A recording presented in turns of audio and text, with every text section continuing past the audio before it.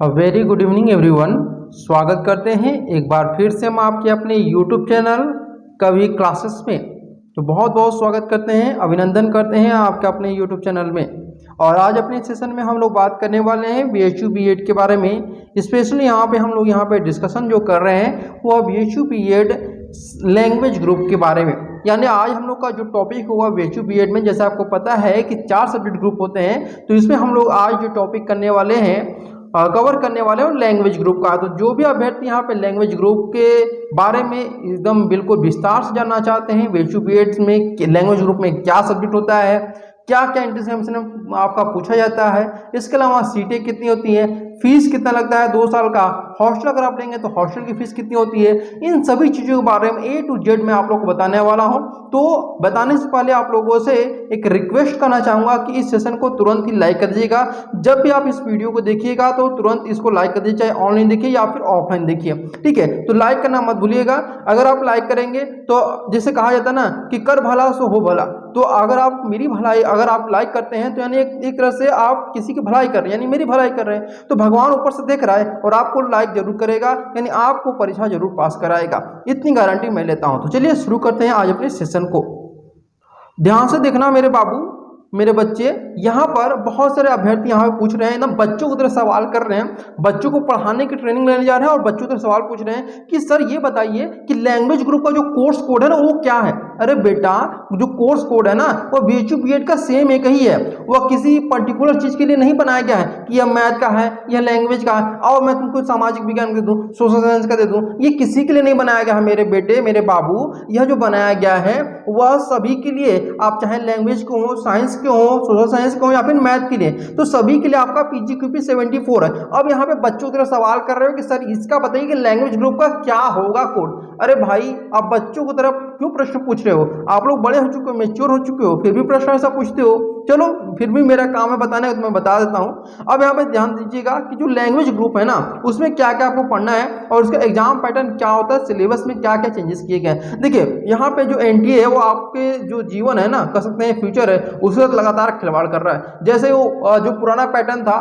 तो उसको पहले उसने चेंज किया, ठीक है। चेंज करने के बाद जब फॉर्म आपका आ चुका तो 15 दिन के बाद बोल रहा है कि आपका फिर से सिलेबस चेंज कर दिया गया, ठीक है। अब 15 दिन आप लोगों ने जो तैयारी किया था वो तो खत्म हो गया, अब फिर से यहाँ पे सिलेबस चेंज किया है। तो वही सिलेबस जो चेंज किया है ना उसी को मैं बता रहा हूँ आज की डेट में। और आज आपका जो है 18 जून है, ठीक है। आपका क्या है 18 जून, यानी आज आपके CUET PG का जो फॉर्म है उसका लास्ट डेट है और इसी दिन मैं आप लोग को यह वीडियो बना करके दे रहा हूं। तो लाइक करना भी आप लोग का एक बनता है। तो चलिए यहाँ पे बताते हैं कि क्या क्या आप लोग का सिलेबस में पूछा जाएगा, ठीक है। ध्यान दीजिएगा यहाँ पे आप लोग। तो देखिए आपका जो प्रश्न पत्र होगा, एक प्रश्न पत्र आपका पूछा जाएगा, ठीक है, जिसमें आपको 120 मिनट मिलेंगे आपको ये प्रश्न पत्र जो आपको है वह सॉल्व करने के लिए, ठीक है। और 120 मिनट में आपको कितने प्रश्न हल करने होंगे? तो 100 प्रश्न आप लोग को हल करने होंगे। और 100 प्रश्न आपका एक प्रश्न होता है वो 4 नंबर का होता है, यानी कि कुल टोटल जो आपका होगा वह 400 नंबर का होगा। और आप अगर एक क्वेश्चन गलत करते हैं तो 1 नंबर आपका कट कर लिया जाएगा, क्योंकि आप लोगों ने 1 नंबर गलत किया और टीचर को परेशानी हुई आपका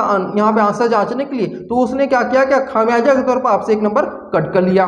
समझ गए आप लोग? अब यहाँ पे जो आपका कह सकते हैं कि जो सिलेबस है उसको 2 भागों में डिवाइड कर दिया है एनटीए ने। साफ तौर पर बोल दिया कि आपको मेहनत और भी करनी है। समझ गए आप लोग? तो जो भी यहाँ पे काम चोरी करेगा, जो लाइक नहीं करेगा, फिर वो तो दरकिनार हो जाएगा इससे। तो मेहनत करिए, लाइक करते रहिए और इस सेशन को आप लोग शेयर भी करते रहिए।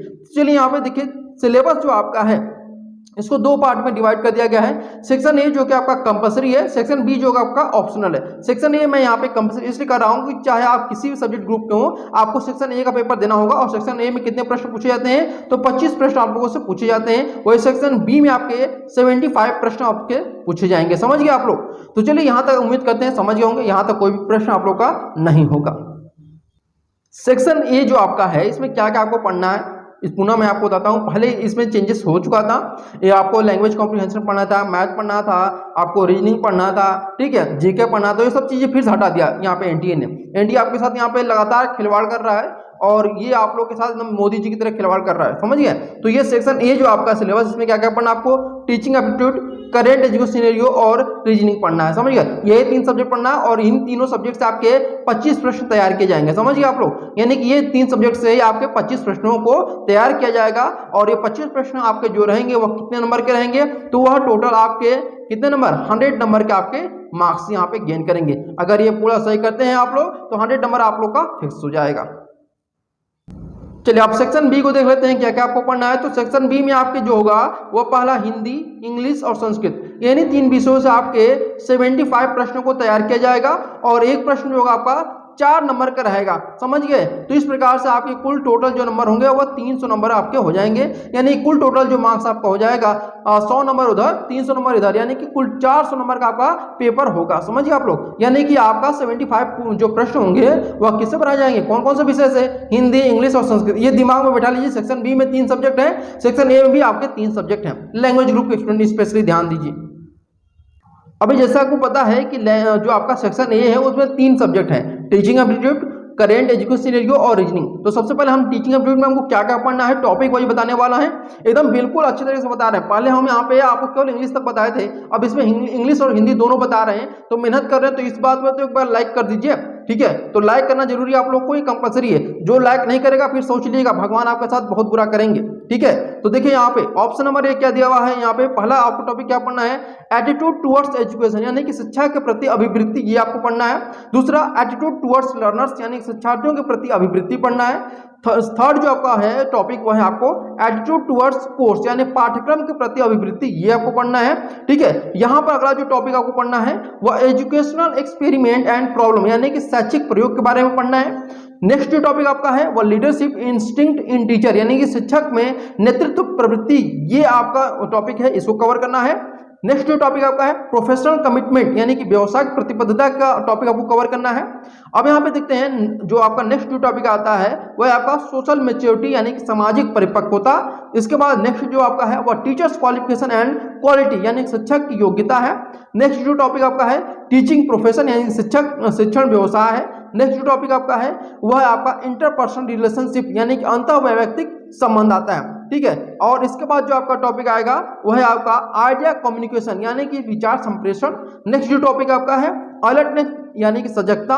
फिर यहाँ पे नेक्स्ट टॉपिक आपका है वो स्कूल एडमिनिस्ट्रेशन, यानी कि विद्यालय की जो प्रशासनिक व्यवस्था होती है उसके बारे में आपको पढ़ना है। फिर नेक्स्ट जो आपका है वो इंपॉर्टेंट इंस्टीट्यूशंस, यानी कि शैक्षणिक संस्थान के बारे में। फिर नेक्स्ट जो आपका है वो मिसलेनियस, यानी कुछ आपके मिक्स क्वेश्चन भी आप लोगों से पूछे जा सकते हैं। अब रीजनिंग में देखते चलिए कौन सा आपको टॉपिक पढ़ना है रीजनिंग में, जो कि आपका सेक्शन ए का ही ये आपका भाग है, ध्यान रखिएगा। सेक्शन ए का ही अभी मैं बता रहा हूँ। टीचिंग एप्टीट्यूड बता दिया, रीजनिंग बताने वाला हूँ। इसमें आपका एनोलॉजी टेस्ट, क्लासिफिकेशन, सीरीज और नेक्स्ट जो टॉपिक आपको पढ़ना है वह कौन सा आपका रहेगा, तो वह रहेगा आपका कोडिंग डिकोडिंग। फिर अल्फाबेट टेस्ट, आपका सांकेतिक भाषा परीक्षण, वर्णमाला परीक्षण, रक्त संबंध, ठीक है। क्योंकि यहाँ पे हिंदी संस्कृत के विद्यार्थी अधिक है इसलिए मैं हिंदी में ले रहा हूँ नाम। क्रम परीक्षण रहेगा और क्रम व्यवस्था रहेगा यहाँ पे टॉपिक। इसके बाद जो आपको टॉपिक पढ़ना है वो बहुत इंपॉर्टेंट टॉपिक आपका है, वह है लुप्त संख्या, जिसको हम मिसिंग नंबर बोलते हैं। न्याय निगमन, यानी कि सिलोजिज्म। कथन और निष्कर्ष, यानी कि स्टेटमेंट एंड कंक्लूजन। कैलेंडर, यानी कि आपका कैलेंडर रहेगा। घड़ी, यानी कि क्लॉक वाला रहेगा ऑप्शन। अब बात करते हैं हम लोग यहाँ पर current educational scenario topic wise यहाँ पे सिलेबस। तो सबसे पहले आपका है एनईपी, यानी कि नेशनल एजुकेशन, जो आपका पॉलिसी है एजुकेशन संबंधित, जो आपके 3 पॉलिसी आ गए हैं, 68 में, 86 में, आपका 92 में आया था, 2020 में आया है, इनके बारे में आपको पढ़ना है। करेंट एजुकेशन रैंकिंग, यानी कि जो आपकी NIRF के द्वारा या फिर अलग इंस्टीट्यूशन के द्वारा रैंकिंग जारी की तो उसको पढ़ना है। वीसी और उनके फाउंडर ऑफ यूनिवर्सिटी, यानी कि जो विश्वविद्यालय उनके फाउंडर और उनके जो पहले वीसी थे उनके बारे में। इंपॉर्टेंट एजुकेशनल इंस्टीट्यूशन के बारे में पढ़ना है आपको। मिनिस्टर्स रिलेटेड टू एजुकेशन, यानी कि शिक्षा से संबंधित जो मंत्री हैं उनके बारे में पढ़ना है। अब यहाँ पे आपका आता है number revolutions related to education, यानी कि एजुकेशन संबंधित जो क्रांतियां हो चुकी हैं उनके बारे में। Important course related to education, यानी कि जो आपके एजुकेशन संबंधित जो आपके महत्वपूर्ण कोर्स है उनको आपको पढ़ना है। Books and newspaper related to education, यानी कि एजुकेशन संबंधित जो आपके न्यूज पेपर और किताबें हैं उनको कवर करना है। और इसके बाद जो आपका है एजुकेशन इन ब्रिटिश इंडिया, यानी कि ब्रिटिश इंडिया में जो शिक्षा का स्तर था वह कैसा था, इसके बारे में आपको यहाँ पे जानकारी हासिल करनी है। अब हम लोग बात करेंगे यहाँ पर जो लैंग्वेज ग्रुप है, इसमें आपका जो सेकंड पार्ट है 75 जो क्वेश्चन बनेंगे, इसमें 3 सब्जेक्ट होते हैं, हिंदी, इंग्लिश, संस्कृत। तो पहले हम लोग हिंदी से शुरुआत करते हैं। तो हिंदी में आपका ध्यानपूर्वक देखते रहिएगा। यहाँ पे वर्णमाला रहेगा, काल, अव्यय, वाक्य रचना, वाक्यांशों के लिए एक शब्द ये रहेगा। इसके बाद जो आपका नंबर आता है वो मुहावरे तथा लोकोक्तियां, समास, संधि और रस, ये आपके महत्वपूर्ण टॉपिक है हिंदी से। इसके अलावा हिंदी की जो टॉपिक महत्वपूर्ण है वो आपका छंद, अलंकार, विलोम, पर्यायवाची, सद्भव और तत्सम, उपसर्ग और प्रत्यय, ये आपके महत्वपूर्ण है। इन्हीं को आपको कवर करना है हिंदी के इस पोर्शन में। अभी जैसा मैंने बताया सेक्शन बी में आपके 3 सब्जेक्ट होते हैं, हिंदी, संस्कृत और इंग्लिश। तो हिंदी को मैंने बता दिया, अब संस्कृत में बताऊंगा कि संस्कृत में आपको क्या क्या पढ़ना है। तो सबसे पहले वर्णमाला से संबंधित जो वर्णों के उच्चारण स्थान होते हैं उनको आपको पढ़ना है, संधि प्रकरण पढ़ना है, समास प्रकरण, प्रत्यय और उपसर्ग पढ़ना है, ठीक है। इसके अलावा और भी टॉपिक है, मैं उनको भी एक एक करके बता रहा हूँ, ठीक है, ध्यान से सुनिएगा। कारक और विभक्ति प्रकरण, अलंकार, अनुवाद, लेखक और धातु रूप, ये महत्वपूर्ण है, इन्हीं को आपको पढ़ना है। इसके अलावा आपको कुछ भी अलग से नहीं पढ़ना है, ठीक है। अब यहाँ पे एक और चीज यहाँ पे ध्यान रखिएगा कि संस्कृत में ही कुछ और टॉपिक हैं, शब्द रूप है, छंद, रस, वाच्य परिवर्तन, पर्यायवाची और विलोम शब्द, ये भी आपको संस्कृत वाले पोर्शन में ही कवर करना है। इंग्लिश वाले टॉपिक में आज ध्यान दीजिएगा कि इंग्लिश में आपको क्या क्या कवर करना है। तो parts of speech, figure of speech, tense, sentence structure, voice, narration, misspelled, ये आपको कवर करने हैं। इसके अलावा यहाँ पर फिक्स प्रीपोजिशन, एंटोनिम्स और सिनोनिम्स, यही आपको टॉपिक जो है वह इंग्लिश वाले पोर्शन में आपको कंप्लीट करना है। और यहाँ पे क्वेश्चन कई बार पूछा जाता है कि सर हम तो ऑनर्स हमारा बीए में क्या है, ऑनर्स हमारा इंग्लिश है, ठीक है, इंग्लिश हमने बीए में लिया हुआ था, तो क्या हमें संस्कृत भी पढ़ना पड़ेगा, हिंदी पढ़ना पड़ेगा? बिल्कुल, अगर आप इंग्लिश से हैं तो आपको संस्कृत और हिंदी पढ़ना पड़ेगा। अगर आप यहाँ पर बीए किससे हैं, हिंदी से हैं, तो भी आपको क्या पढ़ना पड़ेगा, यहाँ पर इंग्लिश और संस्कृत पढ़ना पड़ेगा। अगर आप बीए यहाँ पर संस्कृत से हैं, ठीक है, तो भी आपको क्या पढ़ना पड़ेगा, हिंदी और इंग्लिश पढ़ना पड़ेगा। यानी कि तीनों विषय आप लोग कंपलसरी है, चाहे आप लोड करके पढ़िए या फिर जग कर रात भर पढ़िए, किसी भी हाल में आपको ये पढ़ना ही है। और 75 क्वेश्चन आपके इन्हीं तीनों से पूछे जाएंगे। तो समझिए आप लोग, उम्मीद करते हैं सारी चीजें आप लोग क्लियर चुकी होंगी। अगर अभी तक आप लोगों ने लाइक नहीं किया है तो सेशन को लाइक कर दीजिएगा। मैं बार बार चिल्ला कर बोल रहा हूँ, लाइक इसलिए करने को कह रहा हूँ क्योंकि आप लोग देख लेते हैं व्यूज बहुत ज्यादा होते हैं लेकिन लाइक की संख्या बहुत कम होती है। तो ये बहुत ज्यादा अनाइंसाफी कर रहे हैं आप लोग, देखिए मेरे साथ, ठीक है। तो लाइक कर दीजिए, आप लोग इतनी सारी मेहनत करता हूँ लेकिन आप लोग हैं कि लाइक करने पर एकदम सोच लिए कि लाइक करना ही नहीं कभी क्लासेस को, किसी भी हाल में, चाहे वो कितना भी मेहनत कर ले, वो लाइक करना ही नहीं है, ठीक है। तो चलिए आज के सेशन में इतना ही मैं बोलता हूँ, अपने वाणी को यहीं पर विराम देता हूँ। तब तक के लिए धन्यवाद, सुखी रहिए आप लोग, खुश रहिए, पेपर में अच्छी तरह तैयारी करिए और परीक्षा पास करिए और अपना नाम रोशन करिए, माँ बाप का नाम रोशन करिए। चलिए, thank you so much for watching this video.